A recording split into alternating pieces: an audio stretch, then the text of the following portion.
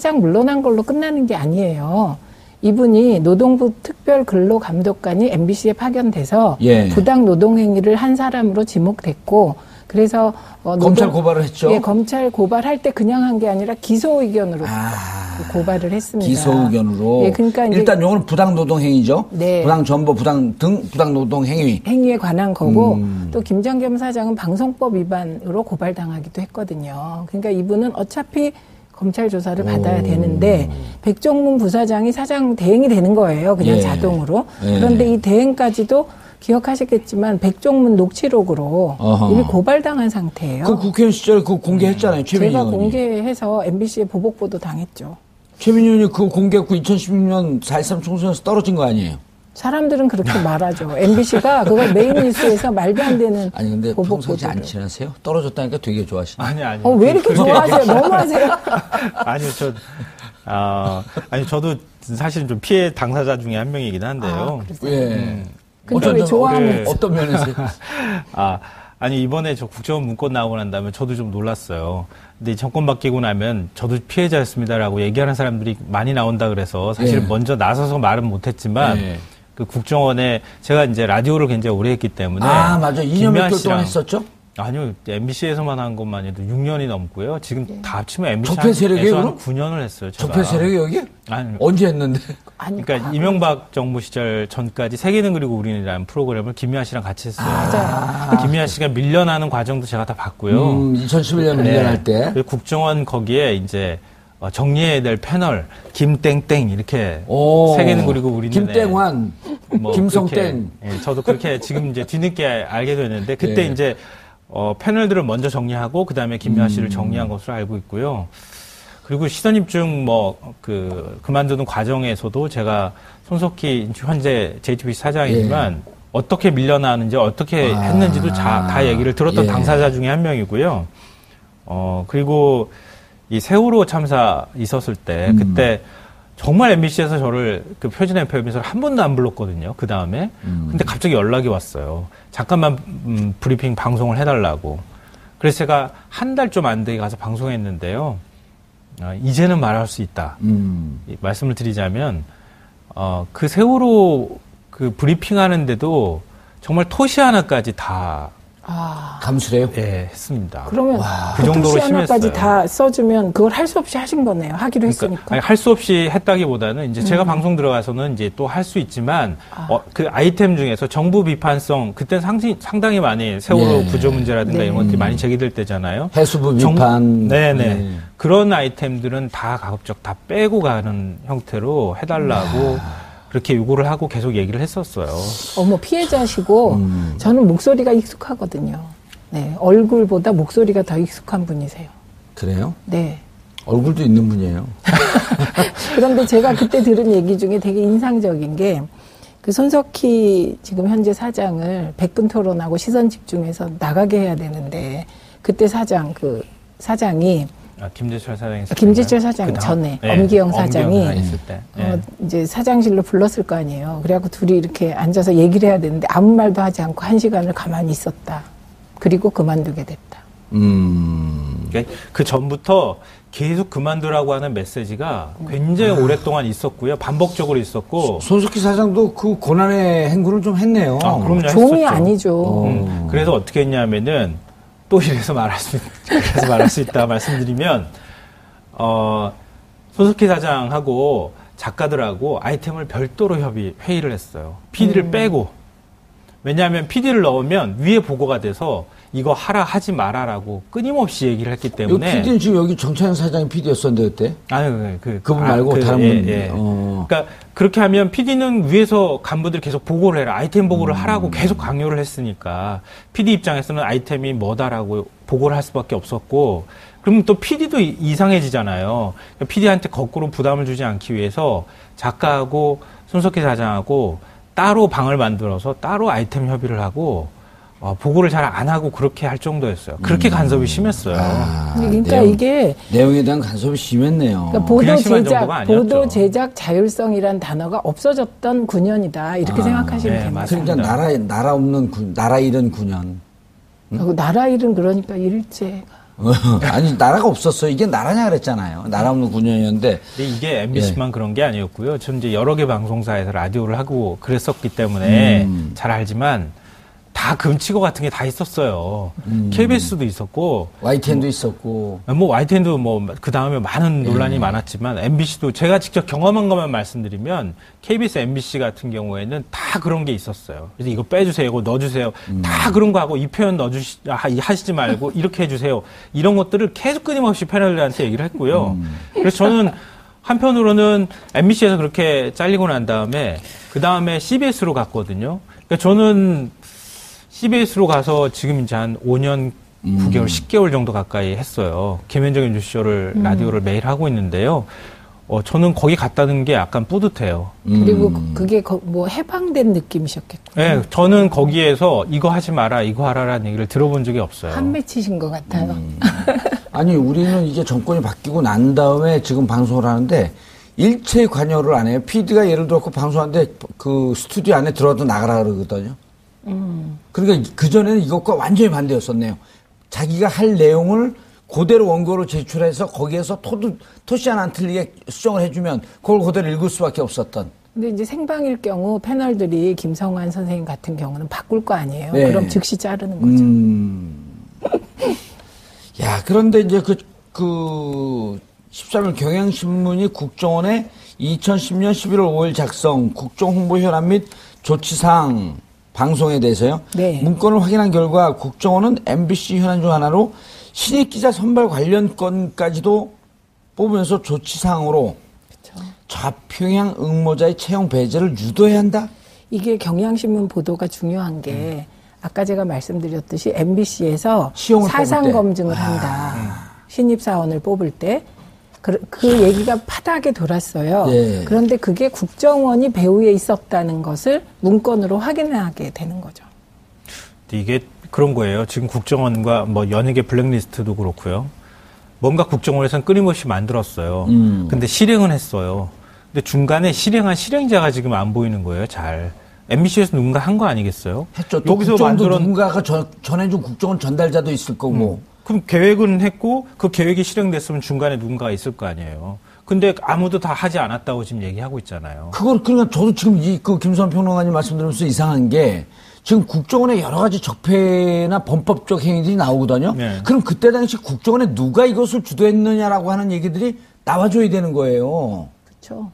그래서 그분들이 너 도대체 왜 했냐, 너의 의도였냐, 정권시키니까 어쩔 수 없이 했냐라고 하는 것부터 해갖고 이게 수사 대상 아니에요? 그러니까 지금 이게 검찰 수사 대상이에요. 예. 국정원 적폐청산 TF가 한 얘기가 우리는 수사권이 없기 때문에 더 이상 지금 말씀하신 궁금증을 풀 수가 없다. 그러니까 검찰이 수사해달라고 한 거고요. 근데 검찰이 수사해달라고 던지면서 지금 이제 김수환 평론가님 말씀하셨듯이 그럼 국정원에서 담당이 누가 있고 누구가 이런 짓을 했습니다. 라고 하는 내용이 넘어와야 되는데 검찰 입장에서 답답한 게 이 내용은 안 넘어온다는 거예요. 그러면서 알아서 수사하십시오. 그래갖고 지금 국정원 개혁이 제대로 안 될 것 같다 우려하면서 기사를 쓴 한겨레 논조들이 나오잖아요. 나오는데. 그러니까 요때의 담당자들, 지금 얘기한 MBC 그때 했던 담당자들, 이분들이 나와줘야 되는 거거든. 그러니까 이제 검찰이 수사하는 과정에서 지금 예. 어쩔 수 없이 이명박 정부 청와대의 홍보수석을 조사할 수밖에 없다. 이렇게 나오는 거예요. 왜냐하면 홍보수석이 언론을 어떻게든 언론 정책을 총괄하는 자리니까. 그래서 이동관 전 수석의 수사 얘기가 나오는 게 바로 요 대목입니다. 그러네. 실무자 그리고 구체적인 책임자들. 이거는 언론 바닥에서 오래 있었던 사람들은 대충 짐작하는 거예요. 이렇게 선이 어떻게 움직였을지를.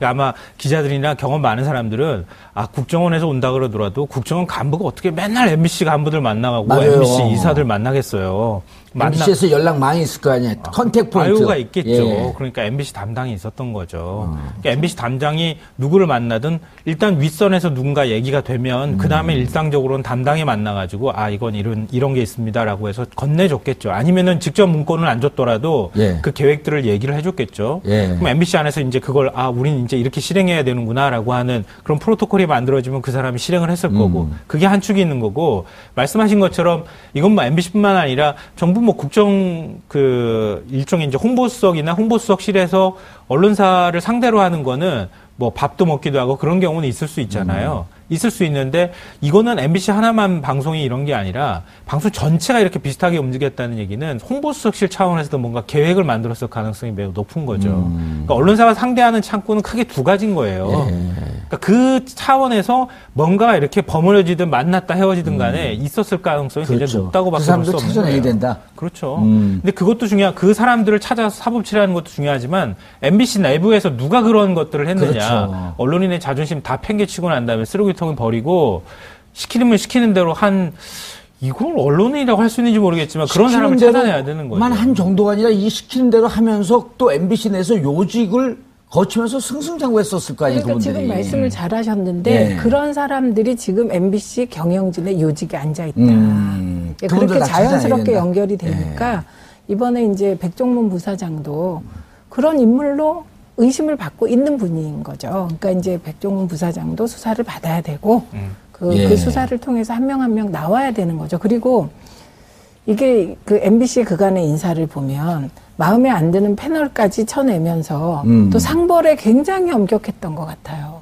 그래서 정권의 우호적인 A 보도를 하고 나면 반드시 그 사람은 승진을 하는 그런 시스템이 있었기 때문에 누가 어떤 시기에 승진을 했는지 보면 저는 그 맥이 찾아질 것 같습니다. 안에서는 대충 알고 있어요. 알죠. 아니 우리가 사실은. 잘 아는 유명한 사람들 있잖아. 이른바 이제 뭐 한간의 SNS상에 배신남매로 불리는 신동호 국장, 배현진 앵커.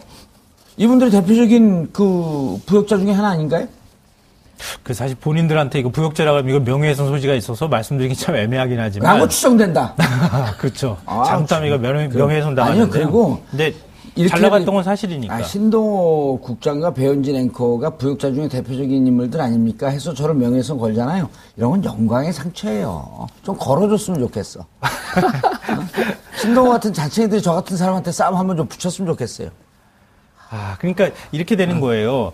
뭐 부역자라고 표현하기에는 좀 그렇지만 신동호 앵커가 시험증 맡아가지고 계속 했잖아요. 예. 계속 하는 사이에 시험증의 논조나 이런 것들이 다 편향적이라는 얘기들을 평가를 받았어요. 뭐라 그랬어요? 그러니까 그 당시에 여권 편향적이라고 하는 예. 지적들을 받았잖아요. 무슨 프로를 맡았고 했는데? 그리고 거기에 있는 그 여권 편향적인 프로그램을 만드는데 같이 참여를 했던 작가들 있잖아요. 예. 그 작가들이 전부 이번에 파업에 동참했어요. 그러면서 그 작가가 기자회견을 열었어요. 이거 시시콜콜 다 우리가 지시받은 거였습니다라고 해서 얘기했어요. 어허. 그러면 신동호 앵커가 그걸 잘 몰랐을까요? 알았겠죠? 그렇게 알게 따지면? 되죠. 제가요, 이거 아주 개인적인 얘기를 말씀드리면, 제가 이제 이 탄핵의 두 분은 과정에- 오늘 두 분의 개인 방송 같아요, 오늘 느낌이. 근데 재밌죠? 예, 재밌어요. 네. 시간이 5분밖에 안 남았어. 어머, 큰일 어떻게 이 났어. 얘기 꼭 해야 돼요. 제가 MBC 그 오후에 토론 프로가 있어요. 예. 거기서 갑자기 저를 불러서, 어머, 이게 웬일이야? 그리고 나갔어요. 그런데 나가고 딱 나오는데 주변에 있는 사람들끼리 얘기하는데, 야, 벌써 위에서 전화 왔어. 최민희 의원 왜 불렀냐고. 그때 상황이 그랬던 아, 거예요. 작가 PD들한테? 네. 야, 근데 왜 가셨어요? 그냥 저는 출연료 때문에? 아니 그거보단 MBC에서 부르니까 제가 생각할 때 의식 있는 작가들이 불러준 거구나 이 상황을 왜냐면 설명. 작가들하고 PD들 밑에서 이렇게 이른바 박박기는 이런 분들이 의식이 좋은 분들이 많잖아요. 그렇죠. 그런데 당장 전화 왔다고. 그리고 다시는 못 나갔죠. 안타까웠어요. 상징적으로 하나만 제가 말씀드리면 예. 될 것 같아요. 그동안에 방송사 파업 여러 번 있었어요. 예. 근데 프리랜서 작가하고 리포터 이런 사람들이 파업에 동참한 건 제가 기억하기로는 처음이었어요. 이번에? 네. 얼마나 그 세월 답답했으면. 예, 다 본 거예요. 예. 다 목격자였던 거예요. 어떤 일이 벌어졌는지. 이젠 도저히 안 되겠다고 해서 파업하는 거예요. 이전에 파업할 때 작가들은 나도 파업해야 되나? 이런 얘기 생각하더라도 그래도 목구멍이 포도청인데 예. 우리는 그대로 그 다음에 또 이어갈 사람들이니까 해야지라고 하면서 해왔던 거예요. 근데 이번에는 그것도 하기 싫을 정도였다는 거 하면 그동안에 얼마나 많은 일들이 벌어졌는지 근데 알 수 오늘 있을 거예요. 이후로 그 신동호 국장이 진행하는 이 아무도 안 보는 그 토론 프로그램 이런 거 좀 바로 없었으면 좋겠어요. 그 바로 없애려면 예. 빨리 사장을 선임하고 내부 정비를 해야 되기 때문에 저는 빨리 없애면서 나를 불러 거기 가갖고 진행하라고. 전 동의합니다. 너무 바쁘신 거 아니에요? 근데. 아니 신동호 자리 갈 수 있어요. 아, 그래요? 예. 자 그런데 이제 사장님 와서 시간이 진짜 없다. 사장님 와갖고 인적 청산 회의죠. 부당해직자 복귀 회의죠. 부당정보자 정상화 시켜야 돼요. 한 200명 정도 된다 그랬어요. 네, 네. 사장 바로 지금 뭐 12월 중순 저분 너무 여유 있어요. 김경환 김경환 씨 너무 여유 있는데. 근데 그게 일반적인 프로세스는 그런데 지금 비상상황이고요. 비상상황이에요. 71일의 파업이 우리에게는 71일이라는 숫자지만 파업하는 분들에겐 그 70일의 하루가 7년 정말 1개월 같아요. 7년 1개월 같았을 겁니다. 그렇기 때문에 저는 빨리 그 절차를 진행하셔야 되고 또 저는 MBC 내부에서 이미 이런 사람 정도면 이 일을 수습할 것이다. 다 알고 계실 거라고 생각해요. 그래서 내부 구성원들의 마음을 잘 모아서 가는 게 지금 중요하기 때문에 저는 뭐 빨리 선출할 수 있을 거라고 생각이 듭니다. 예. 아, 고대웅 사장 얘기는 다음에 해야 될 것 같아요. 다음 아니, 시간에 그거 짧게만 한마디 할까요? 왜냐하면 지금 KBS의 경우도 이사 중에 한 분이 그만두셨습니다. 예, 그래서 지금 이게 7대5 구도가 이제 조금 바뀌어서 6대5 되어 있고요. 7대4에서 6대5로 바뀌었고, 그 이모 이사가 법인카드를 좀 잘못 썼다는 의혹에 휩싸여 있었고, 그거를 이제 또 내부에서 고발해서 감사원이 감사 들어간 게 있습니다. 그래서 그 결과에 따라 그 이사의 거치가 만약에 그만두게 되면 이게 거꾸로 6대5가 됩니다. 6대5가 되죠. 네, 그러면 거꾸로 7대5가 되겠죠. 이제 2명 그만두게 되는 거니까. 그러니까 6대5에서 7대4. 그렇게 바뀝니다. 그동안에 파업 여러 번 봤지만 KBS가 더 오래 버티는 파업은 제가 처음 본 적이 봤습니다. 없거든요. 처음 봤어요, 진짜. KBS 근데 구노조, 신노조 이렇게 있잖아요. 그것 때문에. 그것도 사실 이번에 뭐 고대영 사장이 얘기를 한 부분에 대해서 뭐 방송법 바꾸면은 그 다음에 뭐 물러나겠다고 하는 얘기를 고지고대로 믿고 그거에 노조가 동의를 또 해줬잖아요. 예, 그게 구노조인가요? 그렇죠. 그러니까 제1노조. 제1노조. 네. 기술 직종에 있는 이제 노조원들이 가입한 노조인데요. 그러니까 그것도 사실은 왜 그랬을까? 예, 왜 그랬을까? 저는 좀 이해가 안 돼요. 뻔히 다 알았을 텐데 상황을. 그렇죠. 지금 국회 미방위원장이 자유한국당 소속입니다. 그래서 미방위원장이 틀면 하염없이 방송법 논의가 질질 끌어져서 방송법이 조기에 통과될 가능성은 1%도 안 됩니다. 그거를 모르고 그랬을까요? 아니요, 알았겠죠. 그걸 만약에 몰랐다 그러면 그건 말이 안 되죠. 그러니까 어떤 방식으로든 사실은 좀 기술이 부사장하고 들어갔다. 뭔가 얘기가 있었지 기술이 않았을까 하는 저는 개인적으로 의심을 아주 좀 하고 꼼수 있습니다. 중에 꼼수입니다. 임기 다 채우려는. 그러니까요. 고 사장은 그러면서 또 한쪽으로는 나는 뭐 KBS 정산을 위해서 언제든지 그만둘 의향이 있다라고 하는 얘기도 구성원들 만나면 승승 흘린대잖아요. 그리고 나는 그렇게 뭐 꼴통 아니다 뭐 이런 얘기까지 하면서. 그런 말 하시는 분이 진짜 쌍기역, 쌍티그시고. 그렇죠. 무서운 사람이죠. 네. KBS도 그러나 한 명 정의 이사가 그만두게 되면 이제 조건이 바뀌어서 7대4가 되기 다시 때문에 사장을 해임할 수 있는 조건이 됩니다. 그랬을 때 이제 이인호 이사장의 이제 해임 결의부터 먼저 해야 됩니다. 예, 이인호 이사장. 네. 현재 그 구 여건의 추천으로 이사장이 된 분이죠. 네. 알겠습니다. 뭐 저는 KBS가 MBC 문제가 정리가 되면 KBS 문제는 따라 움직일 거라고 생각합니다. 그 원래 그 유명한 말 있잖아요. 주유소 습격 작전이라고 한 놈만 조진다. 그러니까 생각을 해보세요. MBC가 멀쩡하게 방송이 나가고 있는데 KBS 혼자 지금 공영방송이고 채널 2개 갖고 있는데 방송이 막 파행이 계속되면 될 수 있겠어요? 아니 이번에 이 노조 임원들이 가서 그 얘기를 간부들이 가서 그 얘기를 했던 거 아니에요. 네. 좀 있으면 이제 MBC가 정상화되는데 우리 이렇게 방송 만들었고 어떻게 가냐. 그러니까 내부에서 간부들이 사장 물러나쇼. 그런데 싫다 그랬잖아. 사장 때문에 지금 이 일 벌어지고 있으니까 물러나고. 그러니까 방송법 개정되면 물러나겠다는 꼼수 답변을 한 겁니다. 그렇게 밑에서 좀 더 치고 올라가줘야 된다고 생각합니다. 저는. 알겠습니다. 두 분 인사하시고요. 끝났습니다. 네, 고맙습니다. 예. 그런 거예요. 지금 국정원과 뭐 연예계 블랙리스트도 그렇고요. 뭔가 국정원에서는 끊임없이 만들었어요. 근데 실행은 했어요. 근데 중간에 실행한 실행자가 지금 안 보이는 거예요. 잘. MBC에서 누군가 한 거 아니겠어요? 했죠. 또 국정원도 누군가가 전해준 국정원 전달자도 있을 거고. 그럼 계획은 했고 그 계획이 실행됐으면 중간에 누군가가 있을 거 아니에요. 근데 아무도 다 하지 않았다고 지금 얘기하고 있잖아요. 그러니까 저도 지금 김수환 평론가님 말씀드리면서 이상한 게 지금 국정원에 여러 가지 적폐나 범법적 행위들이 나오거든요. 네. 그럼 그때 당시 국정원에 누가 이것을 주도했느냐라고 하는 얘기들이 나와줘야 되는 거예요. 그렇죠. 그래서 그분들이 도대체 왜 했냐, 너의 의도였냐, 정권시키니까 어쩔 수 없이 했냐라고 하는 것부터 해갖고 이게 수사 대상 아니에요? 그러니까 지금 이게 검찰 수사 대상이에요. 예. 국정원 적폐청산 TF가 한 얘기가 우리는 수사권이 없기 때문에 더 이상 지금 말씀하신 궁금증을 풀 수가 없다. 그러니까 검찰이 수사해달라고 한 거고요. 근데 검찰이 수사해달라고 던지면서 지금 이제 김수환 평론가님 말씀하셨듯이 그럼 국정원에서 담당이 누가 있고 누구가 이런 짓을 했습니다. 라고 하는 내용이 넘어와야 되는데 검찰 입장에서 답답한 게 이 내용은 안 넘어온다는 거예요. 그러면서 알아서 수사하십시오. 그래갖고 지금 국정원 개혁이 제대로 안 될 것 같다 우려하면서 기사를 쓴 한겨레 논조들이 나오잖아요. 나오는데. 그러니까 요때의 담당자들, 지금 얘기한 MBC 그때 했던 담당자들, 이분들이 나와줘야 되는 거거든. 그러니까 이제 검찰이 수사하는 과정에서 지금 어쩔 수 없이 이명박 정부 청와대의 홍보수석을 조사할 수밖에 없다 이렇게 나오는 거예요. 왜냐하면 홍보수석이 언론을 어떻게든 언론 정책을 총괄하는 자리니까. 그래서 이동관 전 수석의 이거 빼주세요, 이거 넣어주세요. 다 그런 거 하고 이 표현 하시지 말고 이렇게 해주세요. 이런 것들을 계속 끊임없이 패널들한테 얘기를 했고요.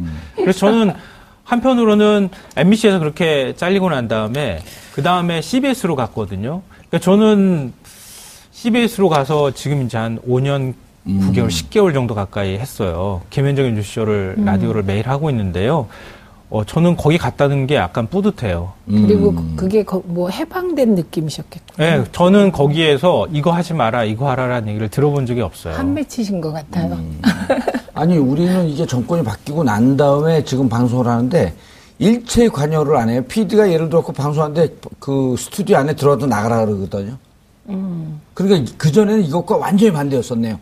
자기가 할 내용을 그대로 원고로 제출해서 거기에서 토시 하나 안 틀리게 수정을 해주면 그걸 그대로 읽을 수밖에 없었던. 근데 이제 생방일 경우 패널들이 김성환 선생님 같은 경우는 바꿀 거 아니에요. 네. 그럼 즉시 자르는 거죠. 야, 그런데 이제 그 13일 경향신문이 국정원에 2010년 11월 5일 작성 국정홍보현안 및 조치사항 방송에 대해서요. 네. 문건을 확인한 결과 국정원은 MBC 현안 중 하나로 신입 기자 선발 관련 건까지도 뽑으면서 조치사항으로 좌평양 응모자의 채용 배제를 유도해야 한다?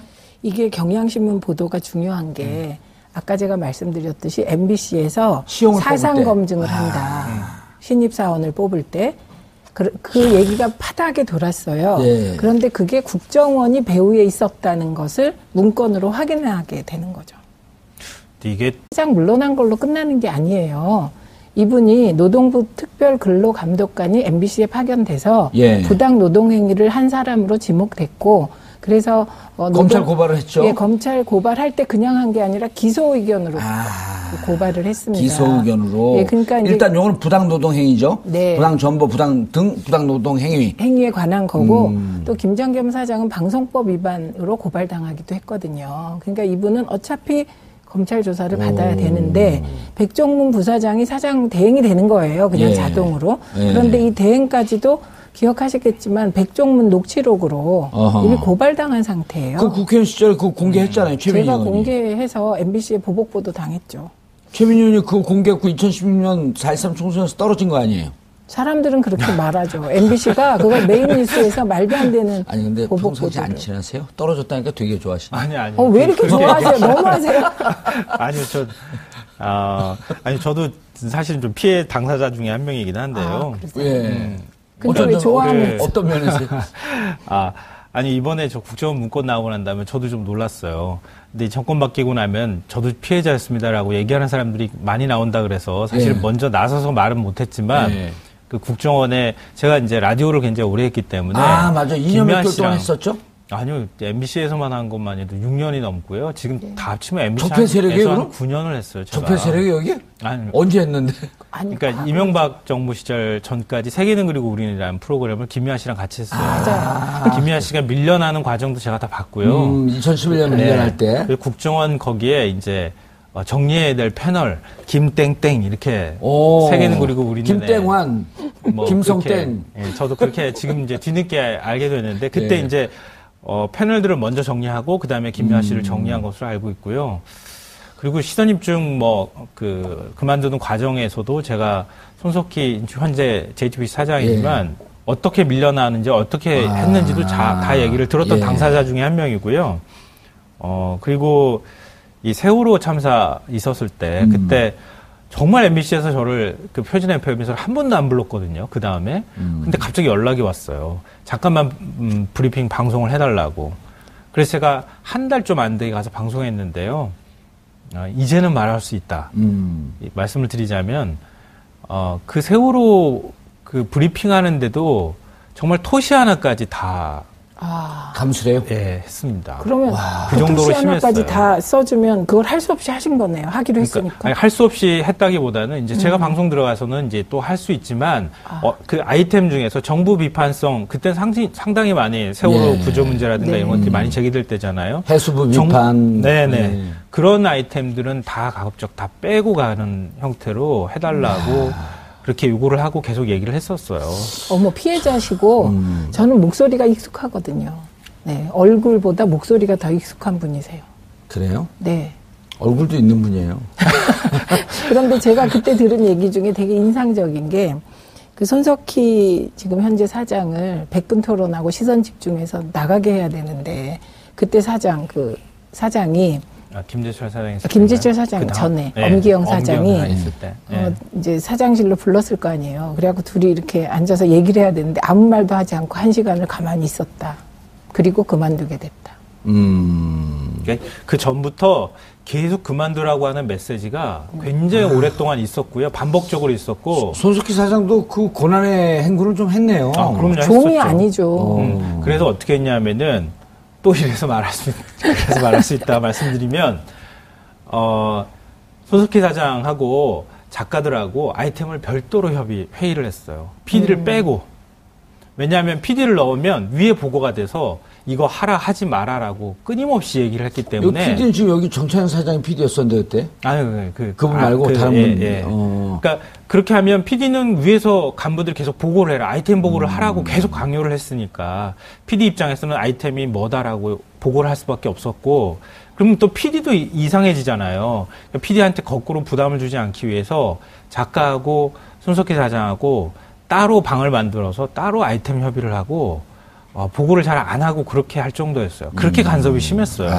그러니까 이게 내용에 대한 간섭이 심했네요. 그러니까 그냥 심한 정도가 아니었죠. 보도 제작 자율성이란 단어가 없어졌던 9년이다. 이렇게 생각하시면 네, 됩니다. 맞습니다. 그러니까 나라 잃은 9년. 나라 일은 그러니까 일제. 아니 나라가 없었어요. 이게 나라냐 그랬잖아요. 나라 없는 9년이었는데. 근데 이게 MBC만 그런 게 아니었고요. 저는 이제 여러 개 방송사에서 라디오를 하고 그랬었기 때문에 잘 알지만 다 금치고 같은 게 다 있었어요. KBS도 있었고, YTN도 있었고. YTN도 그 다음에 많은 논란이 많았지만 MBC도 제가 직접 경험한 것만 말씀드리면 KBS, MBC 같은 경우에는 다 그런 게 있었어요. 그래서